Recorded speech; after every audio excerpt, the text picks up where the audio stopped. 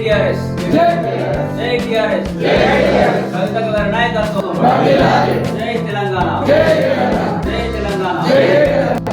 అందరికీ తెలంగాణ ప్రజలందరికీ కూడా ముందుగా నమస్కారాలు తెలియజేస్తూ మీడియా మిత్రులకు కూడా నా యొక్క నమస్కారాలు తెలియజేస్తూ ఈరోజు ముఖ్య ఉద్దేశం ఏంటంటే కవితక్క గారు పార్టీ పెట్టిండ్రు, ఎందుకు పెట్టిండ్రు, ఏం చేసిండ్రు, ఎందుకు అదేంది అన్నది కూడా బీఆర్ఎస్ని వదిలి తను ఒంటరి పోరాటం చేస్తున్న సందర్భం మీ అందరికీ తెలిసిన విషయం.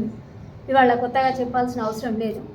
కనుక కేసీఆర్ గారు ముఖ్యమంత్రి అయిన తర్వాత చాలా అభివృద్ధి కార్యక్రమాలు జరిగినాయి.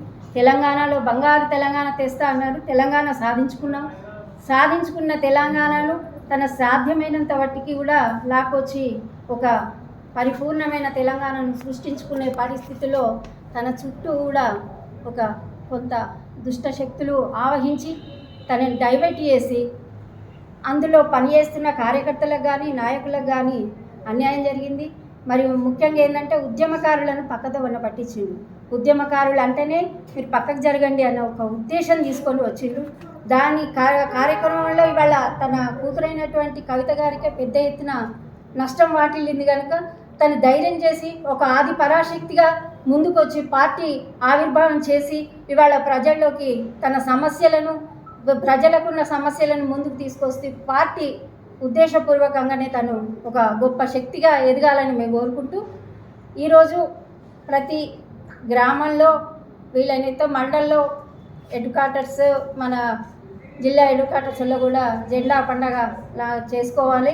ప్రతి మండల్ వైజ్లో జెండా వందనం చేసి మన శక్తి ఏందో నిరూపించుకొని సాధ్యమైనంత త్వరలో మన తెలంగాణ రక్షణ సేన ఎంతవరకు ముందుకు పోతే అంత ఆకర్షణీయంగా బలపడుతూ మనం ప్రజల్లోకి గుర్తింపు తెచ్చుకోవాలన్న ముఖ్య ఉద్దేశంతో కూడా మేమందరం కూడా కంకణబద్దులై కవితక్క గారి ఆదేశాల మేరకు మేము పనిచేయడానికి సంసిద్ధంగా ఉన్నాము. మరి అలాగే ఒక మహిళ రాబో రోజుల్లో మహిళ ఒక ముఖ్యమంత్రిగా ఉంటే మహిళలకు ఎంతో అన్యాయం జరుగుతుంది. ఇట్లా ఇప్పుడు నిన్న బండి సంజయ్ లాంటి కొడుకు లాంటి వాళ్ళు ఇంకా చాలా మట్టి కూడా ఉన్నారు. పేర్లు చెప్పడానికి కూడా ఇప్పుడు మనకు టైం లేదు కనుక చాలా అన్యాయం జరుగుతుంది. కొన్ని బయటకు వస్తున్నాయి, కొన్ని బయటకు వస్తలేవు. ఇక్కడ సిరిసిల్లలో కూడా చాలా మట్టుకు కూడా జరిగినాయి. కానీ అది ఎక్కడికి స్థాపితం చేయాలో అంత స్థాపితం చేసిండ్రు. కానీ అది జనాలకు తెలుసు, కానీ ఎవరు బయటకు తెలియలేకపోతున్నారు. ఇలాంటి ఆడపిల్లలు చాలామంది కూడా అన్యాయం జరుగుతుంది కనుక ఇవాళ రేపటి రోజున మహిళా ముఖ్యమంత్రి మన కవితక్క గారు ముందుకొచ్చి సమస్యల వలయాన్ని ఛేదించుకొని ముందుకు వస్తే మన మహిళా లోకం కానీ, యువత కానీ, రైతులు కానీ బాగుపడతారన్న ఒక ముఖ్య ఉద్దేశంతో తను ధైర్యంతో ముందుకు వచ్చింది. కల్వకుంట్ల చంద్రశేఖరరావు గారిని ఎదిరించి పార్టీ పెట్టడం అంటే అది ఒక సాహసోపేతమైన చర్యగా మేము భావిస్తున్నాం. తనకు అంతే ధైర్యంతో ఆ పార్టీలో జాయిన్ అయిన వాళ్ళంతా కూడా ధైర్యంగా ముందుకు వస్తున్నాం. నేను బీఆర్ఎస్ పార్టీలో మహిళా వైస్ ప్రెసిడెంట్గా, స్టేట్ మహిళా వైస్ ప్రెసిడెంట్గా పనిచేసిన నాకు అన్యాయం జరిగింది పార్టీలో. నాలాగా ఎంతోమంది కూడా అన్యాయమైన పార్టీలో అన్న ఒక బాధాతప్తంగా, అంటే నేను ఒక 25 సంవత్సరాలు పార్టీలో పనిచేసిన అలాంటిది నాకు అన్యాయం జరిగింది కనుక నేను ఇవాళ పార్టీ నుంచి బయటకు వచ్చి ఒక మహిళా శక్తి బయటకు వచ్చింది కనుక నేను కూడా ఆ పార్టీలో జాయిన్ అయ్యి నా శాయశక్తుల కృషి చేసి పార్టీ యొక్క ఆదర్శవంతమైన ప్రభుత్వాన్ని ముందుకు తీసుకురావాలని మేము కోరుకుంటున్నాము. జై తెలంగాణ, జై కవితక్క. ముందుగా రాజన్న సిరిసిల్ల పట్టణ మీడియా మిత్రులకు, ఎలక్ట్రిక్ ప్రింట్ మీడియా మిత్రులకు అందరికీ నమస్కారం. తెలంగాణలో ఒక కొత్త రాజకీయ శక్తి ఆవిర్భవించిన సందర్భంగా ఒక నవశకం పూరించింది. తెలంగాణలో 3 రాజకీయ పార్టీలు మరి జాతీయ పార్టీలుగా విస్తరించినాయి. కాబట్టి మరి తెలంగాణలో ఇలా బీఆర్ఎస్ కానీ, కాంగ్రెస్ కానీ, బీజేపీ కానీ 3 జాతీయ పార్టీలుగా ఆవిర్భవించినాయి. కాబట్టి తెలంగాణలో ఒక రాష్ట్ర పార్టీగా ప్రజలు కోరుకుంటున్న సందర్భంలో మరి ఇలా ఈరోజు కల్వకుంట్ల కవితమ్మ గారు తెలంగాణ రక్షణ సేన పార్టీని మనందరికీ కొత్త పార్టీగా మనకు ఇచ్చారు. కాబట్టి రాబోయే రోజుల్లో తెలంగాణ రాజన్న సిరిసిల్ల జిల్లా 13 మండలాల్లో కానీ రాజన్న సిరిసిల్ల పట్టణంలో కానీ పెద్ద ఎత్తున పార్టీని బలోపేత దిశగా ముందుకు తీసుకెళ్తామని సందర్భంగా తెలియజేస్తూ, ఇప్పుడు ముఖ్య సమావేశం ఏంటంటే తెలంగాణలో తెలంగాణ రక్షణ సేన పార్టీ జెండాను ఎగరవేయాలని చెప్పేసి నిన్నటి రోజున హైదరాబాద్లో రాష్ట్ర విస్తృత స్థాయి సమావేశం జరిగిన సందర్భంలో అక్కగారు 13 మండలాల్లో మండలం వైజ్గా డివిజన్ వైజ్గా గ్రామ స్థాయిలో సిరిసిల్ల నియోజకవర్గంలో అన్ని మండలాలకు కూడా ప్రతి గల్లీలో జెండా కార్యక్రమాలు ఏర్పాటు చేయవలసిందిగా అక్క ఆదేశాల మేరకు మరి ఈరోజు ఈ ప్రెస్ మీట్ పెట్టడం జరిగింది. కాబట్టి రాబోయే రోజుల్లో తెలంగాణ రక్షణ సేన పార్టీని ప్రజల్లోకి తీసుకెళ్ళి పెద్ద ఎత్తున కార్యక్రమాలు చేపడుతూ పార్టీని బలోపేత దిశగా ముందుకు తీసుకెళ్తామని చెప్పేసి ఈ సందర్భంగా తెలియజేస్తున్నాం. ఈరోజు రాజన్న సిరిసిల్ల జిల్లా కేంద్రంలో తెలంగాణ రక్షణ సేన అధినేత శ్రీమతి కల్వకుంట్ల కవితక్క గారి ఆదేశాల మేరకు సిరిసిల్ల వేములవాడ నియోజకవర్గాల్లోని అన్ని మండలాల మా తెలంగాణ రక్షణ సేన కుటుంబ సభ్యులతోటి ఈరోజు సిరిసిల్ల ప్రెస్ క్లబ్లో మీడియా సమావేశం ఏర్పడడం జరిగింది. కల్వకుంట్ల కవితక్క గారు ఏప్రిల్ 25 నాడు మేడ్చల్ జిల్లాలోని మునిరాబాద్ అద్వైత కన్వెన్షన్లో 1,00,000 పైచిలకు నాయకులు, కార్యకర్తలు ప్రజల సమక్షంలో పెద్ద ఎత్తున నూతన రాజకీయ శక్తిగా వస్తున్నాం అనే నినాదంతో కవితక్క గారు అందరి సమక్షంలో కొత్త పార్టీని ఏర్పాటు చేయడం జరిగింది. ఆ పార్టీలో ఉన్నటువంటి నాయకులు, కార్యకర్తలు ప్రజల సమక్షంలో అక్కగారు నేను రాబోయే రోజుల్లో అధికారంలోకి వస్తే పాంచజన్య అనే ఒక 5 కార్యక్రమాలను మొట్టమొదటిసారిగా అక్క ప్రవేశపెట్టారు. దాంట్లో మొదటిది ఉచిత విద్య, రెండవది ఉచిత వైద్యం, మూడవది రైతే రాజు ఉచిత కరెంటు.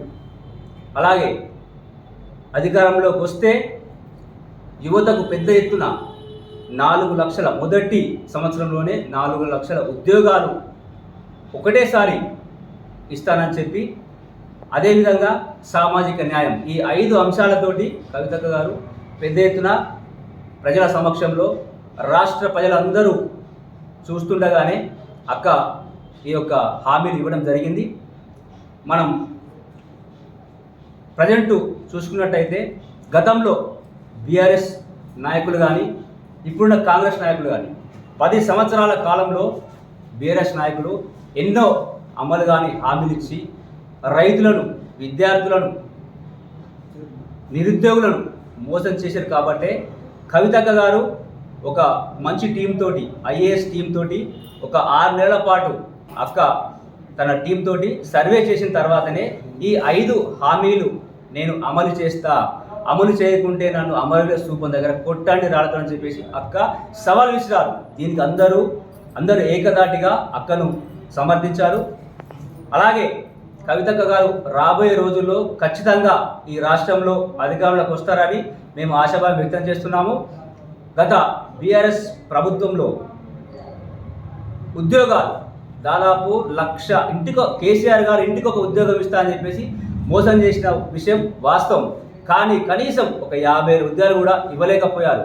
అదే కవితక్క అధికారంలోకి వస్తే మొదటి విడతలోనే 4 లక్షల ఉద్యోగాలు ఇస్తా అని చెప్పేసి హామీ ఇచ్చారు. అదేవిధంగా ఉచిత విద్య కూడా ఇప్పుడున్న పరిస్థితుల్లో కార్పొరేట్ కళాశాలలకు మన నిరుపేద కుటుంబాలు, ఈ ఊళ్ళో ఉన్నటువంటి గరీబులు, వాళ్ళు ఈ చదువుకునే స్తోమత లేక మధ్యలోనే చదువు ఆపేసి కూడా దుబాయ్ లాంటి దేశాలకు వలస పరిస్థితి ఉన్నది. కాబట్టి కవితని దృష్టిలో పెట్టుకొని ఖచ్చితంగా నేను అధికారంలోకి వస్తే ఉచిత విద్య ఎక్కడ, ఏ కళాశాలలో ఎక్కడ మీరు చదువుకున్నా కానీ ప్రభుత్వమే డబ్బులు పెట్టి మిమ్మల్ని చదివించే బాధ్యత. ఇటు ప్రభుత్వ పాఠశాలలు, ప్రభుత్వ కళాశాలను పటిష్టం చేసుకుంటూ మౌలిక వసతులు కల్పిస్తూ ప్రైవేటు పాఠశాలల్లో కూడా మీరు చదువుకుంటే నిరుపేద నుంచి మొదలు పెడితే ధనికుడి వరకు కూడా మీ అందరినీ చదివించే బాధ్యత నేను తీసుకున్నానని చెప్పేసి హామీ ఇవ్వడం జరిగింది.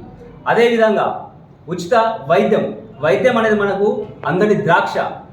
ఈ మన సమాజంలో ఉన్నటువంటి పరిస్థితులలో అందరూ మధ్యతరగతి నిరుపేద కుటుంబాలే. వాళ్ళ ఏదైనా పెద్ద వ్యాధి వస్తే కనీసం వాళ్ళు చూపించుకున్న పరిస్థితి లేక లాస్ట్కు భూములు జాగాలు అమ్ముకొని కూడా అప్పుల పాలై ఆత్మహత్య చేసుకునే పరిస్థితి ఉంది. కాబట్టి ఖచ్చితంగా నేను అధికారంలోకి వస్తే ఖచ్చితంగా నేను ఉచిత వైద్యం ఈ తెలంగాణలో ప్రతి హాస్పిటల్లో, ఏ కార్పొరేట్ హాస్పిటల్ కానీ నేను ఉచితంగా వైద్యం అందిస్తానని చెప్పినటువంటి గొప్ప నాయకురాలు మన కవితక్క గారు. కాబట్టి ఖచ్చితంగా ప్రజలు అక్కను విశ్వసిస్తున్నారు. అక్కకు రాబోయే రోజుల్లో మంచి జరగాలని కోరుకుంటున్నా. అదేవిధంగా రైతులకు కూడా కవిత గారు ఏం చెప్పారంటే, ఇప్పుడు పరిస్థితులలో ఒక ఎంఆర్ ఆఫీస్కి పోతే ఒక రైతు ఏంటంటే పొద్దున లేస్తే తను పని చేసుకొని బతకాలి.